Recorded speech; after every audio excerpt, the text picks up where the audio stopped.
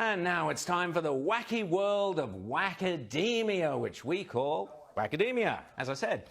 James, what have you got for us? Who's been wackiest this week?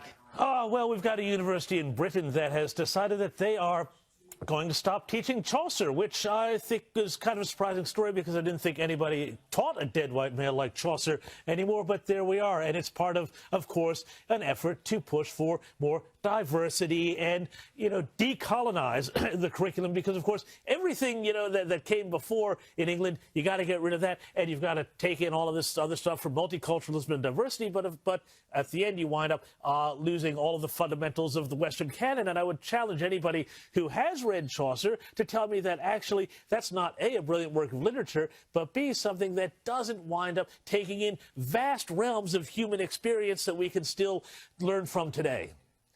Rita, Chaucer, of course, Beowulf, Canterbury Tales, some of the great original works in English literature, but apparently the university is saying, oh, no, we're not cancelling him because he's too white.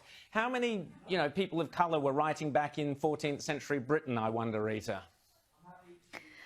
Well, it doesn't matter because it's all about the optics. It's all about ticking boxes, and the diversity is our strength mentality has taken hold in academia, and that's what they value. It's not the quality of the work. It's the gender, colour and religion of the author. That is the key attribute. It's backward. It's backward thinking. Now, I was unsurprised but equally horrified, James, to see that in America, the usual gang have got together, a group of publishers and authors, and they're putting together a petition and demanding that no Donald Trump official is ever allowed to publish a book. What do you make of this, mate? Well, this is part of a much more sinister campaign that we're starting to see, but we've seen it in the publishing industry and other areas of it before, but now it's really coming to the fore. This idea that if your politics aren't woke and if your politics don't go with the narrative, then you will not get a platform. So they say, oh, well, they're private companies, they can make their own decisions. Absolutely, that's correct. But you also have to say that what is happening right now is essentially, it feels like what's developing in the United States is a Chinese-style social credit system, except being instead of run by, the central government in Beijing, it's now being run outsourced, if you will, to the private sector to make these decisions. Congressman Josh Hawley, who many people thought could have been a potential goer in 2024, well, he's had his book deal rescinded as well because of his support for Trump, and as well, a hotel has said he can't hold fundraisers there. We're seeing people say that they've had job offers rescinded because they have supported Trump in the past on social media. It's pretty sinister stuff, and the end result, we saw that terrible stuff in Washington the other week, but you get 75 million people who all feel like they're unpersoned, unemployable, and everything else because their politics are wrong. Well, I tell you what, that's going to cause a lot more problems for America. Rita, well, you want to talk about radicalising people. This is how you radicalise people. If you actually are serious about trying to have any sort of unity and healing, it seems to the Democrats, Rowan, unity means submission. You submit, you absolutely obediently follow whatever they say, and then you can have some peace and unity. Otherwise, they're going to cancel you, they're going to terrorise you, they're going to make sure that your career opportunities are thwarted. And you know what? This isn't market forces at work. As we saw with the purge from social media, it's not the market dictating this. This is ideologically driven decisions that have got nothing to do with the market. They're very much a few powerful people determining what's acceptable and what's not, and trying to police thought. It's dangerous. It's incredibly dangerous, and this wiping out of history, the idea that no Trump officials ever get to write a book, is really serious, dangerous stuff. Almost as mad and almost as crazy. We're kind of drifted out of wackademia, but that's all right. There's so much wacky stuff in Biden that I think he fits into our wacky category.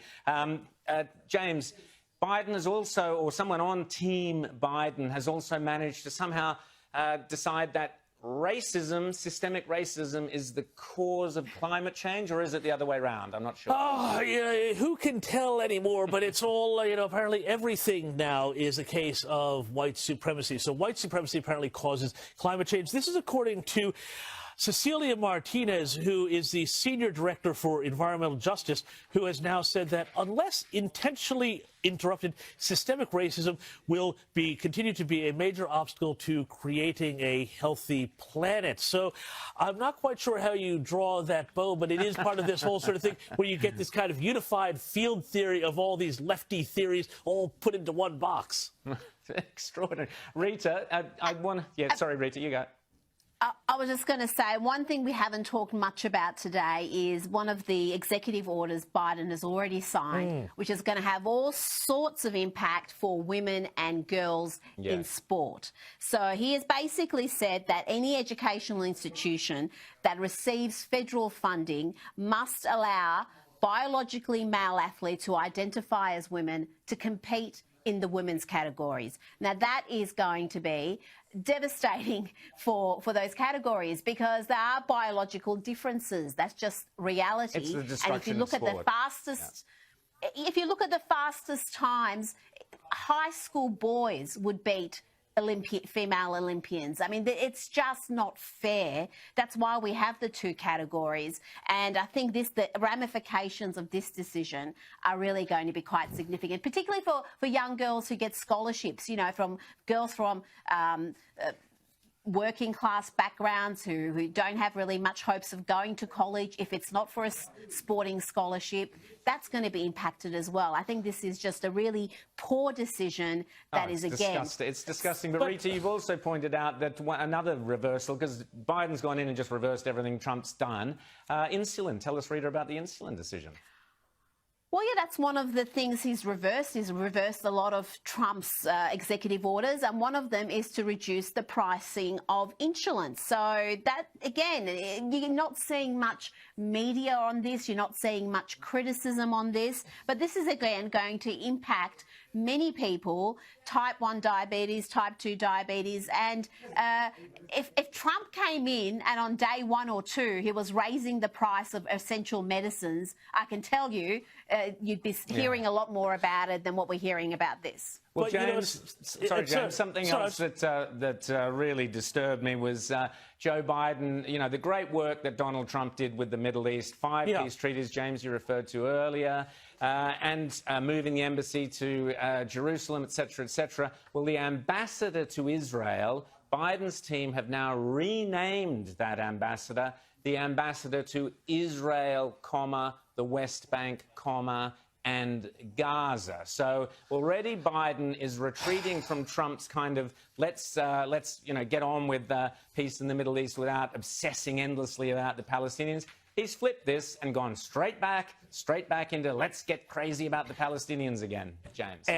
And you know, it's not just this road. There's absolutely an indicator of where their foreign policy is going. And we see this with the deal to revive the deal to essentially allow Iran to arm itself with nuclear weapons, which is going to be hugely destabilizing for the Middle East. We see this with so many other things that Joe Biden has done in his first 24 hours. You know, he got up and he spoke at the inauguration about unity. But as Rita quite properly points out, it is unity for them, but not for anybody else. You're either with them or against them. And you now see not just that, but you also see the Keystone Pipeline decision. So now this pipeline that was supposed to get oil out of Canada, imported to the rest of the world, well, that's not happening. Over 10,000 jobs are going to go with that. But more than that, Western economic energy independence is going to go. So that is also empowering America's enemies, such as, you know, Russia and other countries that are going to do very well off higher petroleum prices that this is going to cause. And we see this with a whole slew of other executive orders, including on immigration. And now we're already seeing that Texas is filing suit against the Biden administration's attempt to halt deportations. Because they say quite rightly that what they are now doing is opening the door. They're going to open the floodgates for illegal undocumented migrants. And when you add that to the plans to give citizenship to over 11 million people who are not in the United States legally, well, you can see exactly, A, how divisive that is, but also cynical. Because the end game, Rowan and Rita, for all of this is to cement a permanent Democratic majority in the United States that they can never get rid of, that the Republicans will never be able to outstrip, especially if they get their way and get rid of that electoral college. Exactly. Now, very quickly, Rita, just got a few seconds before we go to a break, but Facebook.